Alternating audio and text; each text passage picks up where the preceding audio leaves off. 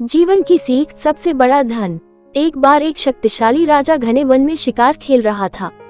अचानक आकाश में बादल छा गए और मूसलाधार वर्षा होने लगी। सूर्य अस्त हो गया और धीरे धीरे अंधेरा छाने लगा। अंधेरे में राजा अपने महल का रास्ता भूल गया और सिपाहियों से अलग हो गया। भूख, प्यास और थकावट से व्याकुल राजा जंगल के किनारे एक टीले पर बैठ गया।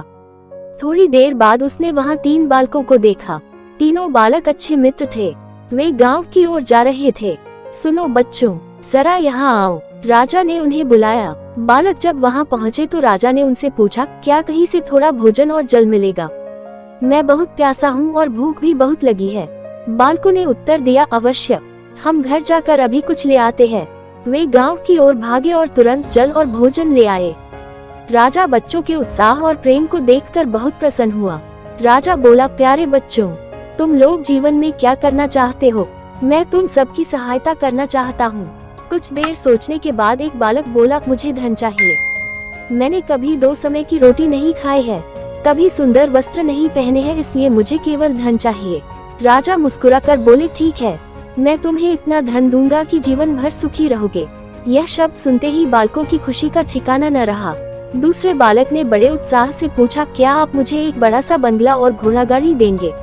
राजा ने कहा, अगर तुम्हें यही चाहिए तो तुम्हारी इच्छा भी पूरी हो जाएगी।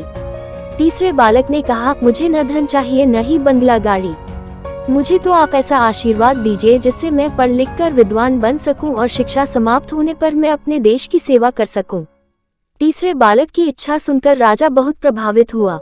उसने उसके लिए उत्तम शिक्षा का प्रबंध किया।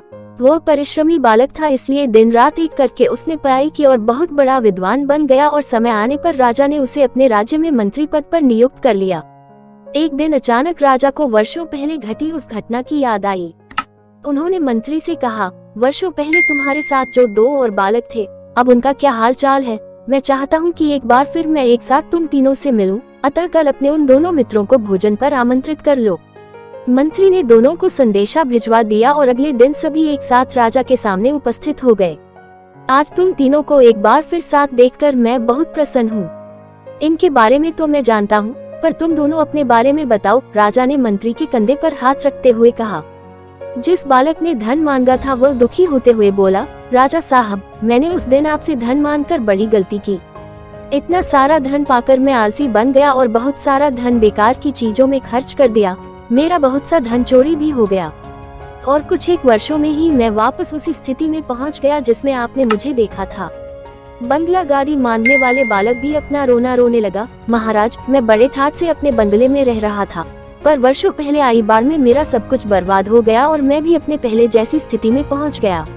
उनकी बातें सुनने के बाद राजा बोले, इस बात को अच्छी तरह गांठ बांध लो, धन संपदा सदा हमारे पास नहीं रहते, पर ज्ञान जीवन भर मनुष्य के काम आता है और उसे कोई चुरा भी नहीं सकता।